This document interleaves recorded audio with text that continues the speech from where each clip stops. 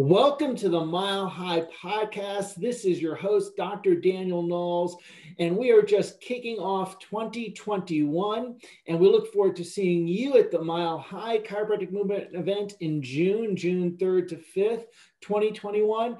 So make sure you reserve your seats if you have not. And in 2020, we certainly had a lot of instabilities thrown to the world in general. And in 2021, one of the key things as a chiropractor is up-leveling your business. For sure, to give the best care you can. I'm very grateful to have on today's episode, Dr. Kelly Henry. He practiced in Dallas and is a Parker grad from '98. And welcome to this episode, Dr. Kelly. Thank you, Dr. Knowles. I greatly appreciate the opportunity. Thank you so much. We're grateful to have you here. And you've spent 20 years serving and changing people's lives, and the foundation of exceptional care is great customer service. You have a new book out, which we're going to talk about as well. What I'd like to first get to do is have people get to know you a little bit personally. Since this is about business and this is about service-related business, not just chiropractic, and customer service particularly, which is, we're a service-focused industry, and most people forget the service part, unfortunately. Where did you find early on in life, you must have had some DNA relative to business and service. What was your early entrepreneurial or business mindset or connection? Well, like you mentioned, I graduated Parker in 1998 and moved my young family to New Mexico, where my wife was from. And I had the opportunity to buy out a practice. And the small community we lived in, it was a good community. It was a great place to raise a family and to practice. What I found out early on, though, was there was a lot of businesses that had been in business for a long time, not a lot of competition. And a lot of these businesses didn't provide great customer service. That they didn't really need to or have to. They could flip on the lights, open their doors, and they could just run their business as usual. And I really didn't like how I was being treated by several of these businesses. Not all of them, but several of them. And it really gave me a bad taste in my mouth. And so I made a decision early on that I was just going to do things differently in my clinic. I was going to treat my patients with respect and value them. I didn't do it as necessarily a business model or something that I expected my practice would grow tremendously from. It was just, I hated how I was being treated and I wanted something different for my patients. So put that in place and we did that. And all of a sudden my patients are telling me, hey, we love how we're being treated in here. And we love how you make us feel, and not only physically, but psychologically, and you value us and make us feel important. And I saw my business start to grow from that, and so that piqued my interest. And I started studying customer service more and implementing more of it, and it set me on this track of a 20-year journey of understanding and implementing and studying and trial and error, and ultimately where I'm at today, coaching and consulting on the subject. And I love that. And I know you have a new book, Define and Deliver Exceptional Customer Service. I'll tell you something. I've taken care of people for nearly 25 years. And this, chiropractic is, I know we're listed as a health profession, but we're a service profession. Absolutely. We're there to serve people and be service focused. And I really feel, unfortunately, people miss that very frequently. They forget that, the patient may not always be right, but they're still our patient. Amen. Amen. And they forget how important we have to be heart-centered in our service. And that service is really part of our marketing and part of keeping people in care. What makes customer service, where does that play a role for you in chiropractic? I think you just hit the nail on the head. Chiropractors by nature are service oriented. And that's important. We love and we serve our patients. The problem is we sometimes lose that in and keep that just in the clinical sense, in the adjustment sense. I'm here to serve my patient and make them physically feel better. Well, customer service is about the psychological sense, and making sure that patient not only feels better and you're helping them regain their health and lead a healthier lifestyle, but you're helping them psychologically too.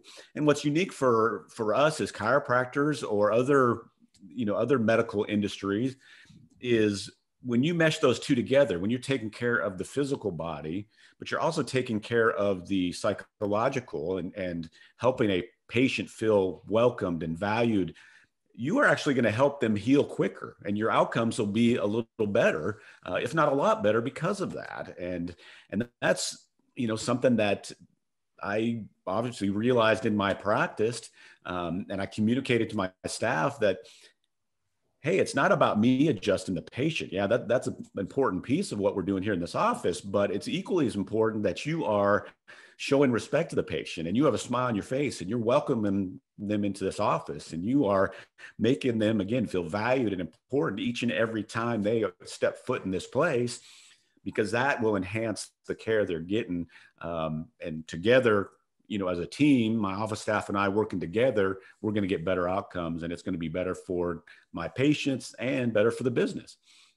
Yeah, I often have told our team, look, you're more important than my adjustment, because if you don't handle the phone right, the person's not going to show up and get adjusted. You're the key to that happening. So what do you think are some key principles to exceptional customer service, to extraordinary customer service? Well, a lot of businesses, chiropractic and other businesses I deal with, they make customer service hard. And it's really not. Some key components are, and this is, I'm going to point fingers at myself for a little bit because I didn't do this very well for a long period of time, but you can't have or provide great customer service in your business if you don't treat your employees great and make them feel valued and important.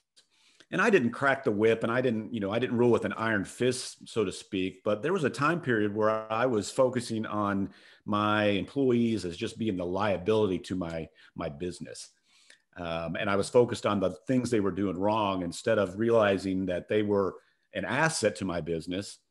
They were doing a ton right. I needed to treat them as a team, make them feel valued and important. And then they, in turn, were going to be more inclined to make the patients feel valued and important. And so that's a concept or a principle that a lot of businesses miss. They're just not focused on creating an atmosphere where their employees are treated well. So in turn, those employees can turn around and treat the customer or the patient as well as they should be. So that's a key component. Another thing that I always like to comment or tell my clients or those I'm working with or coaching, and this is something that I had in my office, is our mission statement was to be the best part of that patient's day. Life is tough. We've certainly seen that in the last year, and going forward, there's some uncertainty, obviously. In people's lives, there's, health issues and monetary issues and all kinds of things that are going to cause stress. And our job is not to lower ourselves to whatever mood that patient may be in. Our job is to bring that mood of that patient up and be that best part of that day, be that breath of fresh air, be that shining light to them, so to speak, and bring their attitude up and help them feel better about themselves. So that's another key component. And to me, that mission statement, to be the best part of the patient's day, really encompasses all that is right about customer service. If that's your focus, you're going to do a lot of right things for in regards to providing great customer service. Yes. And now you went to Parker. Jim Parker was one of chiropractic's best businessmen. Probably in, I don't know if there's a top 10 list, but he'd probably be in it. Okay. I would agree. For sure. And the Parker principles were a lot about service and customer service. How did some of the Parker principles influence you? And are there any of those that you think are important relative to this topic? His very first principle, loving service, is his first principle. And that certainly shaped my business philosophy and my chiropractic office philosophy, and having that mindset and understanding that is goal number one: loving service. There's along those lines, there's a quote by Zig Ziglar that I love that falls right in line with that. It's, I can have everything in my life that I want if I help enough others get what they want. And you do that by serving others first. And that's what, that was the essence of Jim Parker's message. Rule number one: put the patient first, love and serve them first and foremost, and good things will happen. Yeah, absolutely. And when it comes to business mistakes, what are some of the mistakes that businesses commonly make in terms of customer service? The one that's, in my estimation, is the most common is they already feel like they provide great customer service. And there's statistic after statistic that shows that there's a perception gap between the business owner or the upper management, if we're talking about other businesses, and the customer or patient in regards to the level of customer service. Every business owner will champion raise their hand, say, yeah, I provide great customer service. And then if you ask the patient or the customer or the consumer, and they'll say, no, they, maybe they're average at best.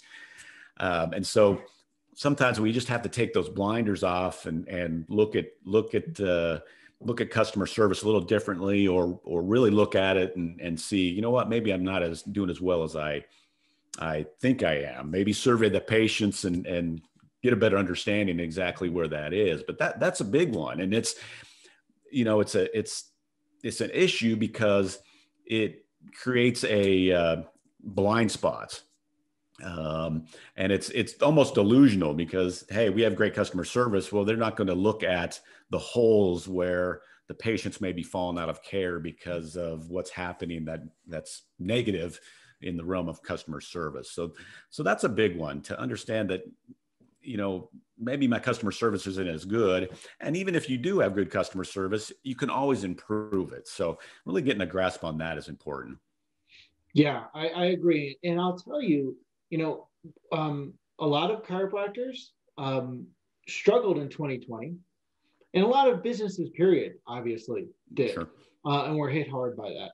And the people that we've been working with, and what we've been telling doctors, that the ones that are going to win are going to have outstanding service, and are going to have their office be an oasis of healing, where people just feel like everything that's gone on in the world is, outside of that office. And the office is just an oasis for them, and they have an incredible experience. And I know that if not at the top of the list, it's going to be very high in terms of the business success in 2021 is customer service. So I'm super excited that you put out this book, Define and Deliver Exceptional Customer Service and Proven Strategies to Maximize Your Profits, and that's available. What spurred you to put the book together? Just living it for 20 years in my practice, and understanding it, and then just knowing the impact it has, not only on the consumer or the patient in my case or your case, but on the customer as in general. And like you just mentioned, improving your customer service is really more important now than it, in my estimation, ever was, because I would agree. People just are, they're nervous, they're scared, they're going to be tighter with their money, and they're just not going to put up with going to a business that doesn't value them and treat them like they should. And so it's important to step that game up, and not only just to survive, but to really thrive in whatever's going on with our world moving forward. So, and that's part of what spurred me on too, just to get the word out. Obviously I see businesses in a critical eye as far as customer service. And, over the last few years, it's been prevalent. Customer service has got to a point where, we just expect average, really average is pretty good at this point. A lot of businesses don't even provide average levels of customer service. You know, and it was just kind of the norm. Well, whatever, you know, I'll still do business with them because they're convenient, but I don't necessarily like how they're being treated. And that is shifting. You know, to move that up, move your business up into above average or even superior. You're going to be like a shining light, and like you said, like an oasis that people are going to be attracted to and want more of. There's a book that is one of my favorites. It's my marketing Bible, and I've read parts of it over and over again. It's called Selling the Invisible. Sure. And in that, he says something that is, if you want, it's about marketing. He says, if you want to make more sales and market a service, start with improving the service. So what are some key actions that a business could start immediately to improve their service? Absolutely. I love that quote. So, and I've read that book. That's a phenomenal book. And that's part of what I say. I just say it a little differently with my clients and when I'm advertising. I want to help businesses serve better to sell more. I mean, that's really the bottom line. I'm a very simplistic guy, and my book is full of simplistic principles and ideas and actions that don't take a lot of time, don't take a lot of effort, that a business could implement right now that will immediately improve customer service. So giving just a couple that I love to talk about they're intuitive, that people just don't necessarily do anymore. Not because it's hard, it's just because they just don't think about it. But one of them is just start smiling. Seems so ridiculous and so easy, but putting a smile on your face. And I used to talk to my staff about a smile is part of their uniform.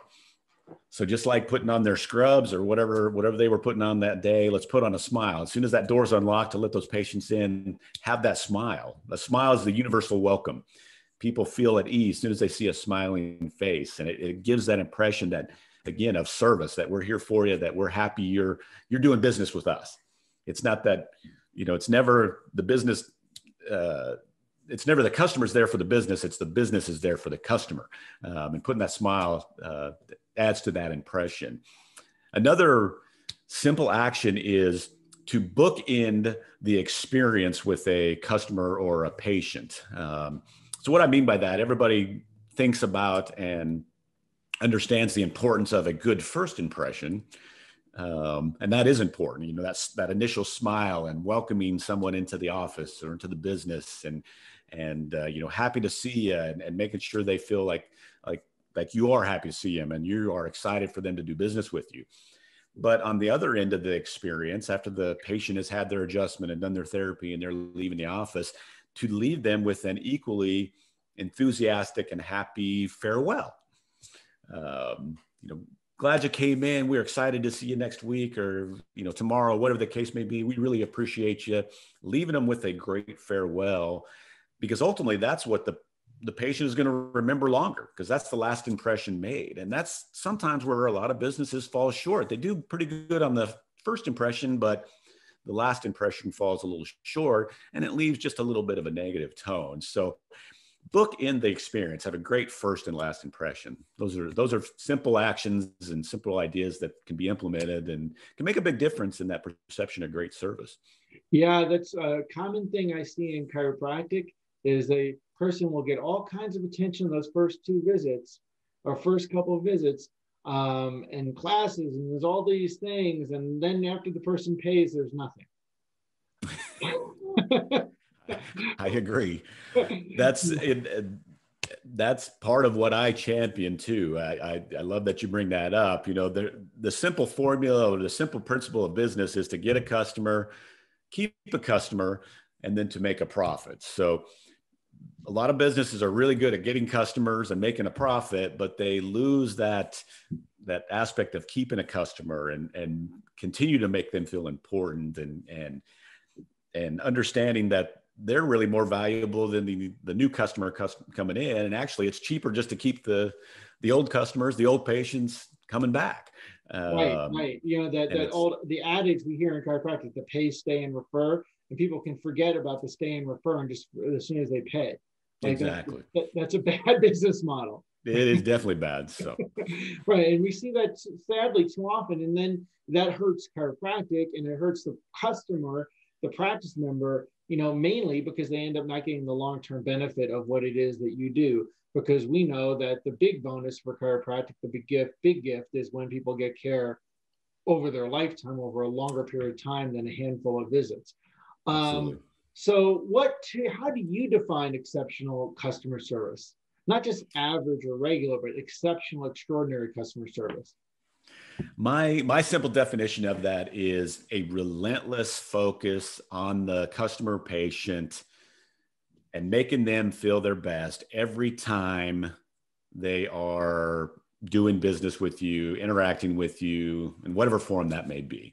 But a relentless focus on that patient, making them feel their best every time you interact with them. So it has to be done consistently. And that's another area that needs to be thought of, understood, focused on.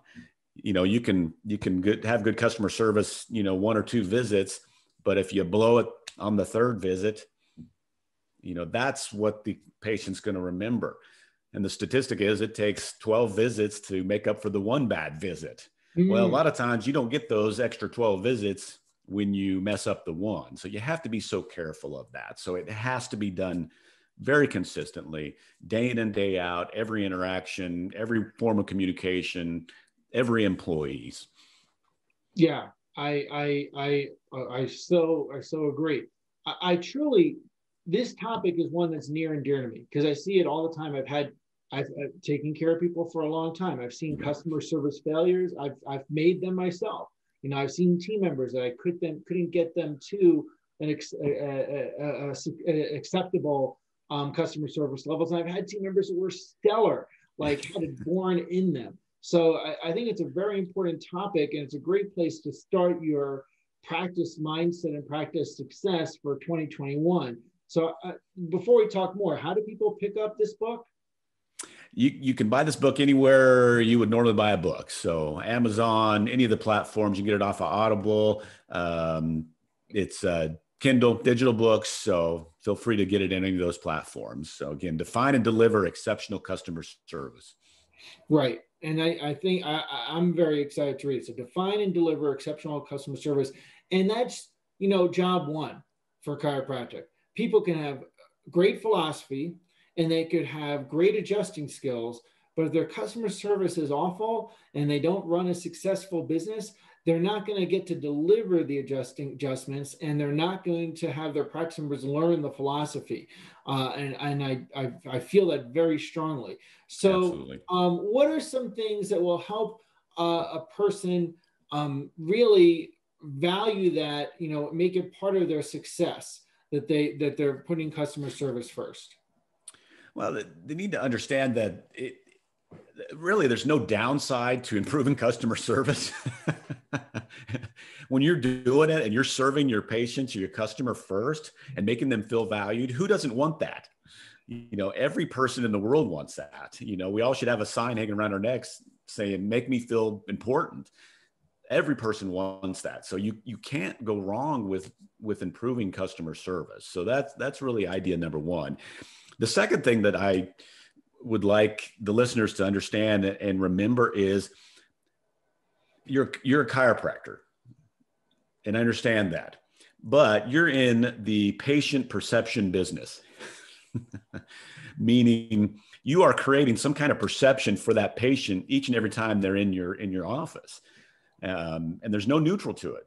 Kind of like I used to tell my patients, there's really no neutral to health. Either you're working on and doing things that are going to create a healthier body, or you're doing things that are going to create instability and cause you to be unhealthy. Well, the same thing with customer service. So you're either creating a perception that is, yeah, we provide great customer service, or you're doing things that are going to deter from that and create a negative as far as the customer service. So you have to keep that in mind, that it's all about the patient's perception. It doesn't necessarily matter what you think is great customer service, what the staff does, what the spouse does. If the patients don't, then it's not great customer service. So you really need to grasp onto that and understand that concept. This is something I'd like to hear your thought process on. I practiced, and knowing when you graduated, you practiced this as well before the internet was a big factor in practice. I mean, it existed, but it wasn't a huge thing, right? And then I also practiced after the internet was a big part of practice. And one of the key things was when Google came out with this review system.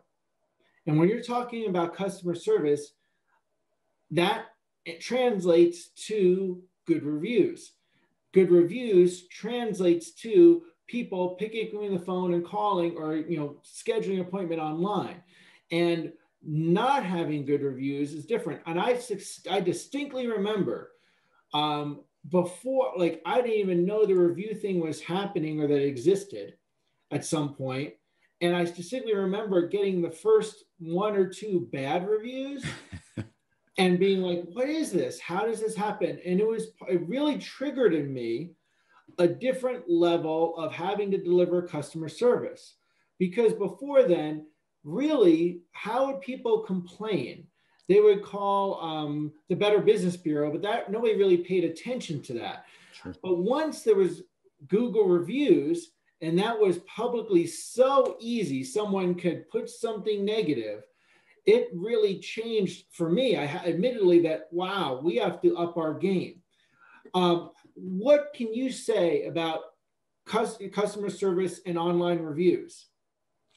Yeah, like you've said, it's a different world now with online reviews. And one of my mentors, if you will, in the customer service realm is John DeJulius.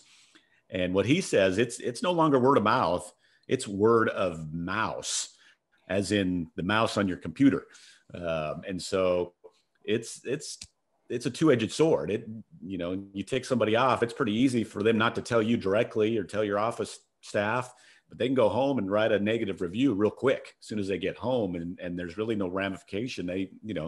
It's pretty easy to do that. So yes, you got to be very, very conscious of that. And again, another reason to up your customer service game, because it's much easier to create negative reviews if you're not careful. Now, I do want to make another point about that too. A lot of businesses get hung up in thinking they have great customer service because they have X amount of number of 5-star reviews. And that's good. You should have 5-star reviews. Don't get me wrong. A lot of times though, chiropractors and other businesses, they're going to solicit reviews after the first couple of treatments or visits or interactions. And I call that kind of the honeymoon phase, where, the interaction's been pretty good. And like you said, that initial interaction where the patient's paying up front and, everything's hunky dory. But if if you were to ask that patient 3 months down the road, would they still be giving you a 5-star review? And so businesses get hung up on those 5-star reviews, especially if they're initiated in that honeymoon phase, where it gives them a false sense of security of the level of their customer service. So they have to be careful with that. I always recommend my clients to, hey, that's great. Love the 5-star reviews from, initial contact, but let's start surveying these clients, customers, consumers later on down the road and see if they still have the same attitude about your business. And if not, let's find out what's going on and let that improve your service. So little side note to the 5-star reviews. No, that's very important. That's very important. And we always teach people, in our lifetime wellness mentoring, that, getting new practice members, do it by appreciation and attraction, and appreciating the people that you have and making sure they feel overly appreciated. You can't appreciate them too much. No. And attraction will come from giving great service. So this dials in very important to what I feel is the foundation of a practice, a successful practice. What are some last things about customer service keys that you'd like to share? Well, another easy principle, and I mentioned it already, is just the consistency of it. It's so vital. And then you touched on it too.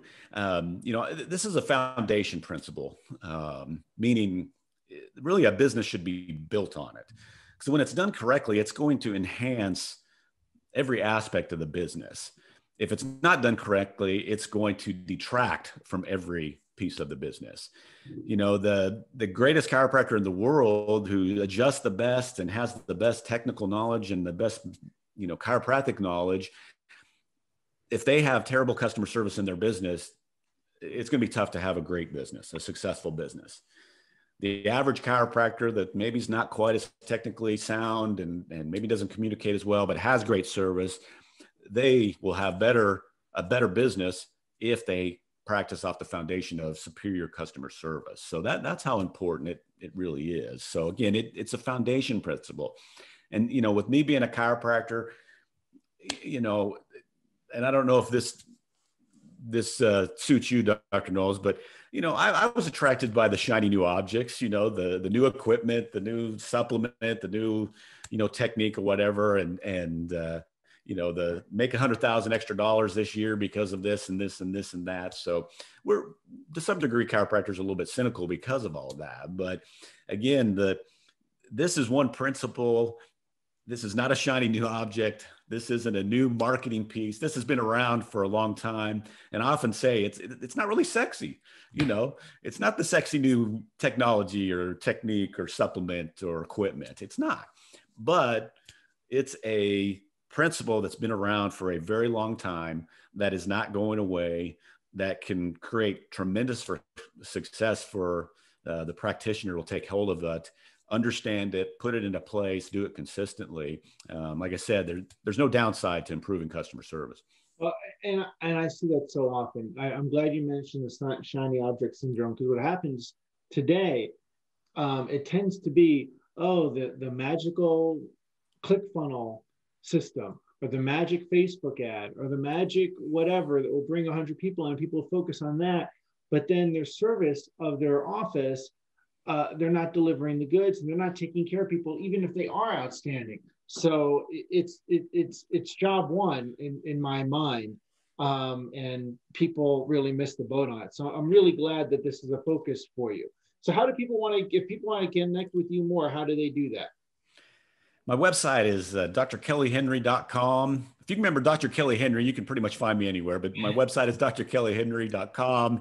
Find me on Facebook, Dr. Kelly Henry, LinkedIn, Dr. Kelly Henry, Instagram, Dr. Kelly Henry. So pretty easy to find me.